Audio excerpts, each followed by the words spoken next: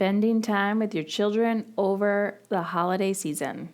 Are they driving you nuts yet? Let's talk about it.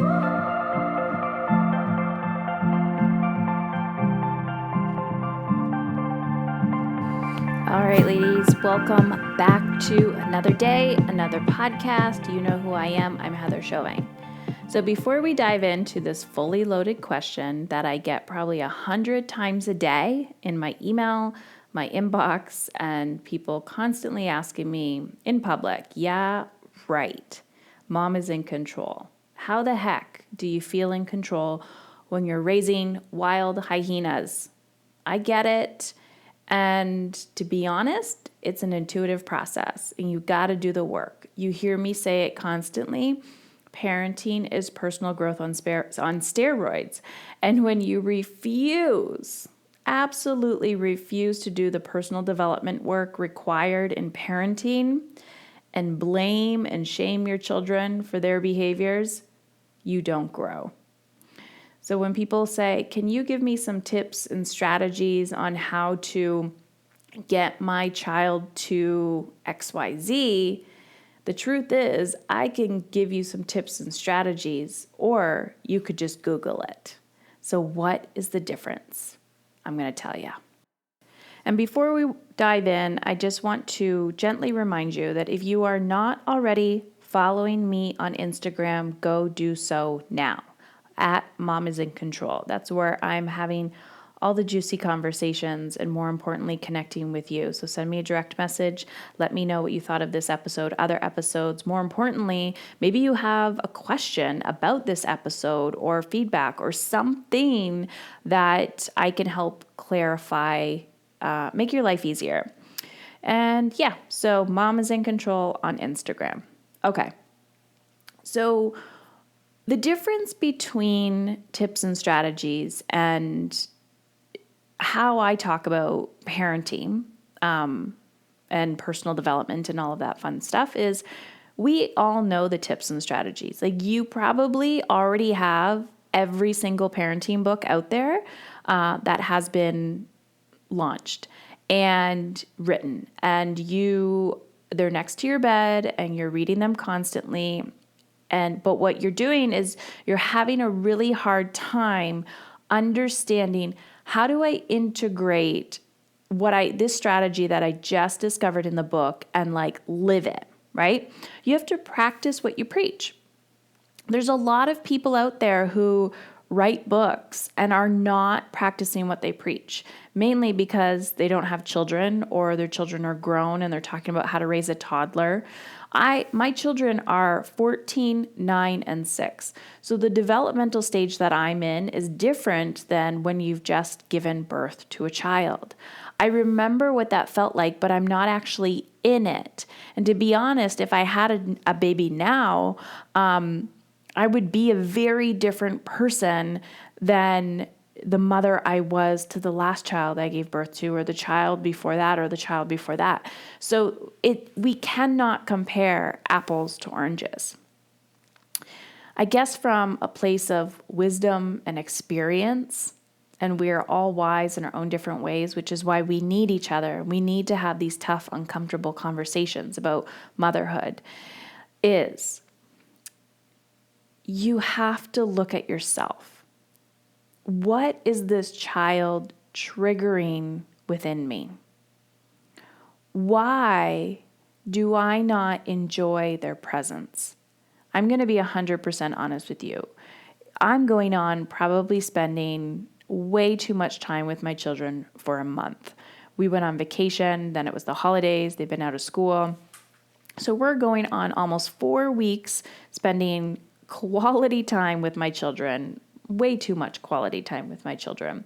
Some of that was strategically scheduled, adventures and outings and one-on-one time. And other times it's just me doing my thing and they're around. But what I see a lot of women do is we have this all or nothing attitude.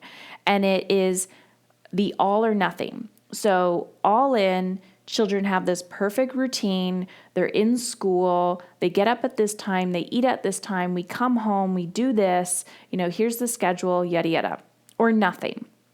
Like, I can't work when my children are around. I can't read a book while my children are around. I can't do XYZ in the presence of my children.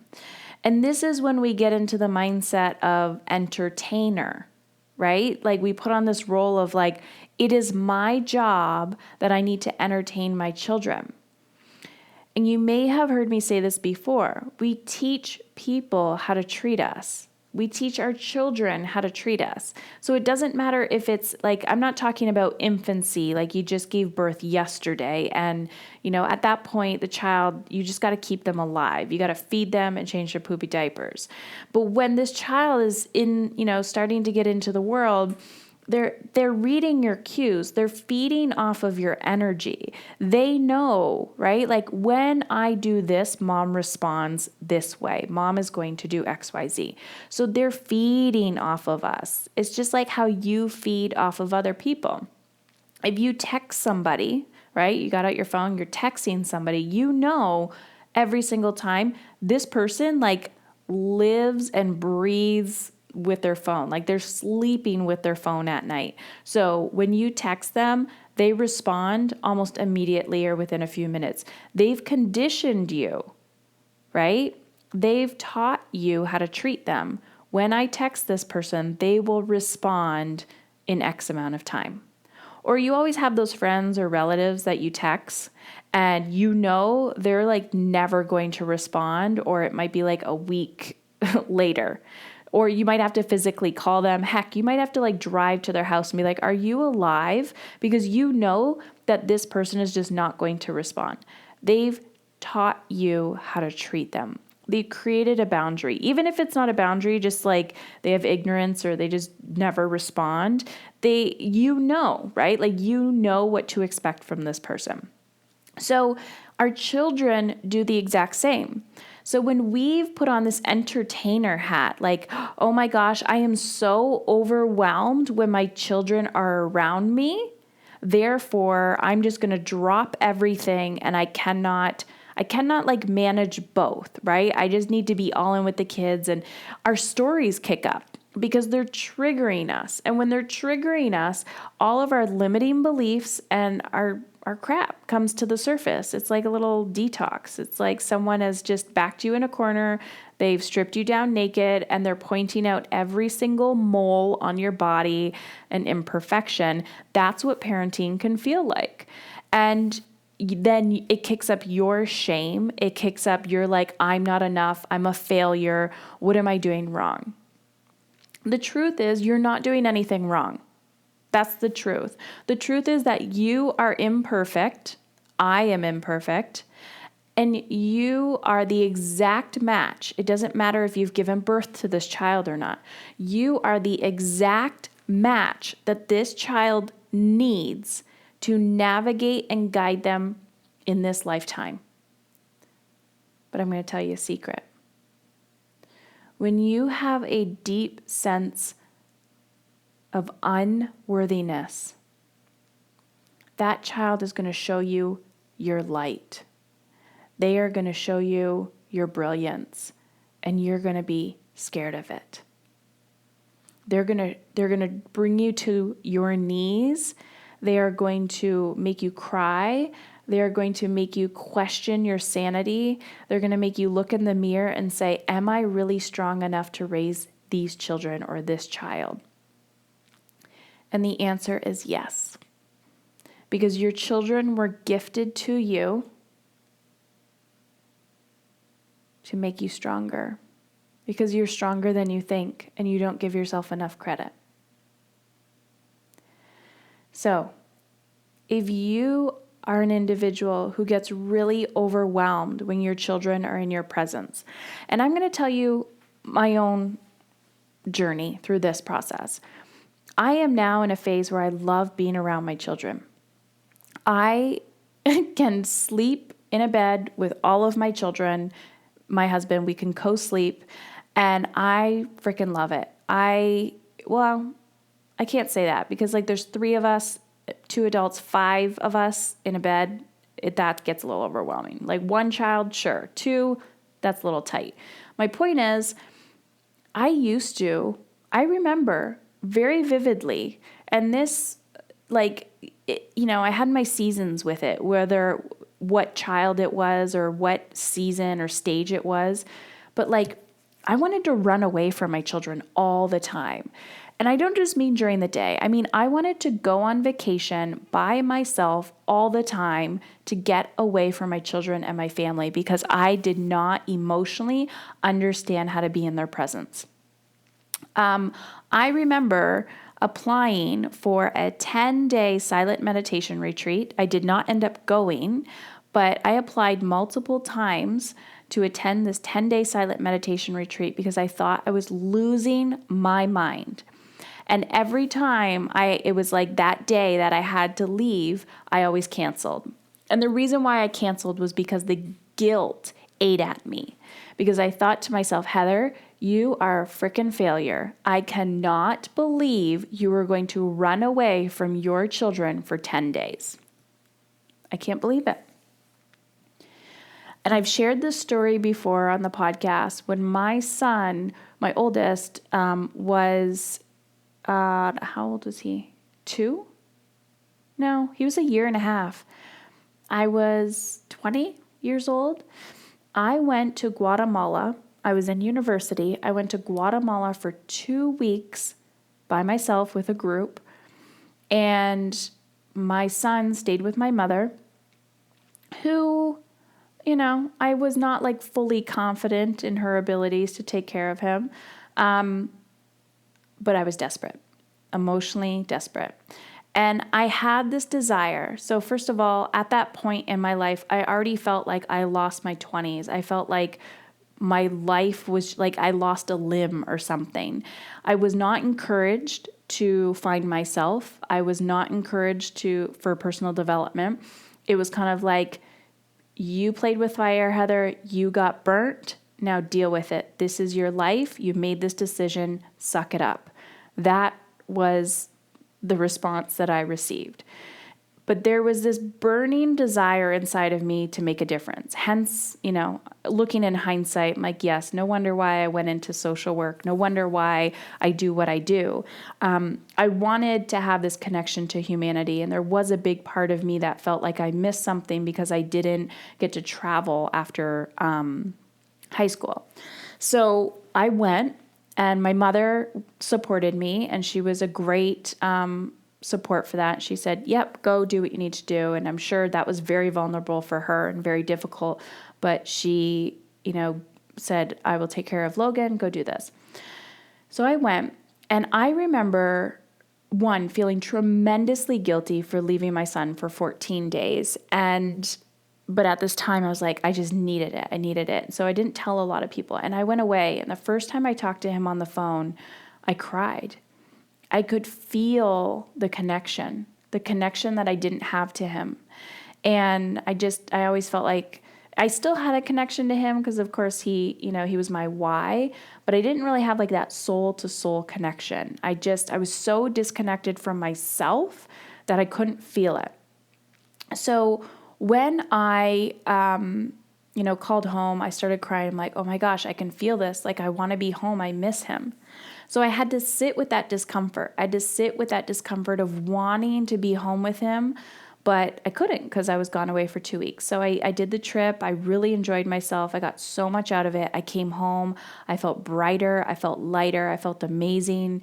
And I was like, thank you. I was so grateful. I felt a deeper connection with him. Did he forget who I was? Heck no. Was I a bad mom for leaving him? Fuck no. Would society say I was? Heck yes. Do I care what society thinks? Not in that moment when I am committed to becoming the best version for my son.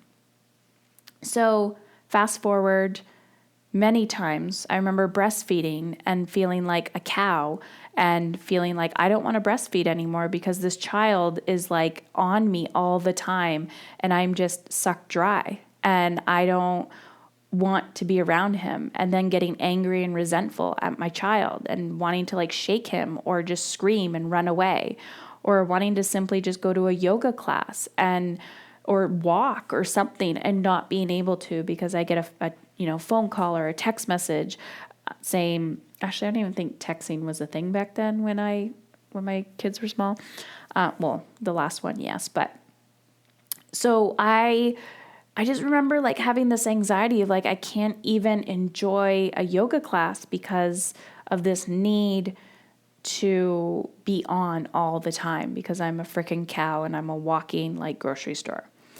And, in hindsight, it's like, give the child the formula, pump, give the bottle. I can say that to somebody, but in the moment, you have to deal with the emotional side effects, right? You have to deal with that guilt, and nobody can take that away from you. And unfortunately, you just have to take a stand for yourself and to say, I need this yoga class, and go and feel the guilt and work through the guilt on your mat. Moving forward, today, all the work that I've done, and when I say work, I mean emotional work.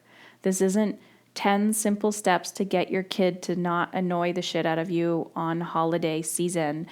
This is, you need to do the emotional work to gain the emotional intelligence to strengthen your emotional muscles.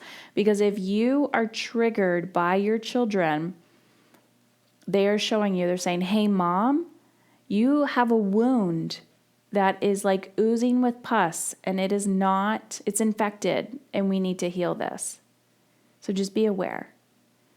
There's no tips or strategies. The thing I will tell you is to start journaling and to meditate and to take care of yourself and to create space. And if you say, Heather, I don't know how to create space because I feel like I'm choking to death, that is the reality you've created for yourself.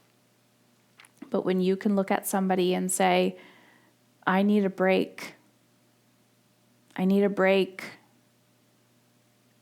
Figure out how to create a break. Figure it out. If you have to go to the library and shove your kid in the corner with some Legos or bring them to story time, and you are literally like just sleeping on a chair, scrolling through your phone, and that's all you can give yourself, do it. Give yourself a break. Give yourself a break. Call a friend. Call a neighbor. I know maybe your mom is not around, or maybe you don't get along with family. Maybe you don't have a lot of friends. But ask yourself, why do I feel isolated? Sometimes we can't depend on our family. Who can you depend on? And if you say nobody, that's another wound that you need to heal. All of these triggers, all of our excuses, all of our roadblocks are opportunities for us to heal. So we have to look at it instead of saying, Heather, I can't. But what if I told you that your children are here to teach you and make you money? Your children are here to show you you can lose weight. Your children are here to show you you can feel good. Your children are here to show you that you can increase your capacity for love. Your children are here to show you that you do have the time and energy to fulfill whatever dreams you desire. What if you can't stand spending quality time or being in your children's presence during the holiday season? And I'm okay with that. Like, there's no shame in that. We've all been there. What if it's such a trigger for you because they're showing you, they're bringing up that story that you tell yourself, like, I'm a failure, I'm not good enough for these kids. And you have to look at that belief of like, I am not enough. And when you start to heal that belief, you start to believe you're enough in your business and you start to make more money. Or you start to believe you're enough in relationships and you start to take a stand and say, I won't tolerate this behavior anymore. Or you start to stand up for yourself in other communication. You start to respect your body more. You start to respect your time more. What if your children are here to help you create the magical life that your soul craves? What if? You got this. See you tomorrow.